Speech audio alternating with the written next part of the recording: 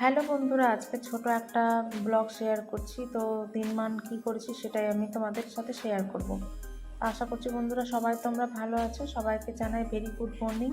তো একঘেয়েমি এই জীবনে এই যে সকালের কাজগুলো করে চা নিয়ে বসে গেলাম একটু বেলকনিতে। আর এত বৃষ্টি হচ্ছে, 3 দিন নাগাদ নিম্নচাপ লাগিয়েছে। তোমাদের ওইদিকেও আশা করি বৃষ্টি হচ্ছে, সব দিকেই নাকি বৃষ্টি হচ্ছে, নিউজে যেটা দেখতে পাচ্ছি। তো যাই হোক, এই যে কাজ বাজ তো করতে হবে। ড্রেস কাচলাম আয়ুষের স্কুলের, আর এটা ব্রেকফাস্টে একটু মুড়ি মাখা করেছিলাম, আমি আর আয়ুষ খেয়েছিলাম।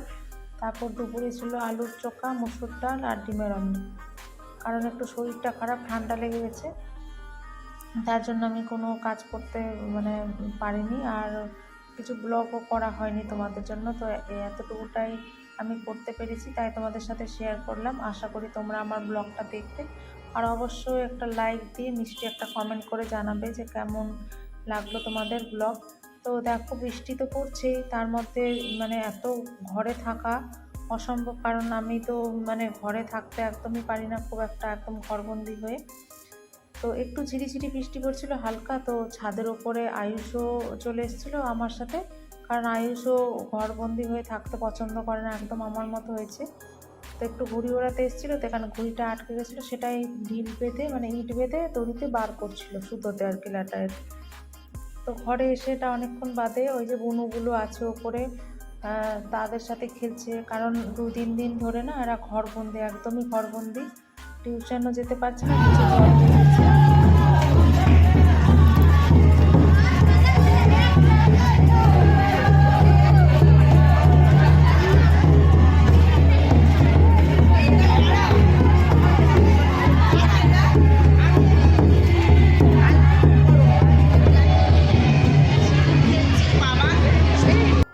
আমি নিচে এসেছিলাম চানাচুর নিতে, তখনই দেখলাম যে এটা যাচ্ছিল, আর দেখতে পাচ্ছ ছাতা নিয়ে সবাই যাচ্ছে। তো এটা জিজ্ঞেস করার পর জানতে পারলাম যে এটা ওনামস্যক। তো এটা কোন সম্প্রদায়ের সেটা আমার জানা নেই। তো আমার খুব জানতে ইচ্ছে করছিল, তাই আমি গুগলে সার্চ করলাম। তো মালায়ালি, যেটা কেরালাতে হয়। তো মানে খুব ভালো লাগছিল। কলকাতায় তো বিভিন্ন সম্প্রদায়ের মানুষ বসবাস করে, কিন্তু বেশ বাজনাগুলো ভালো লাগছিল, খুব আনন্দ করতে করতে বৃষ্টির মধ্যে যাচ্ছিল।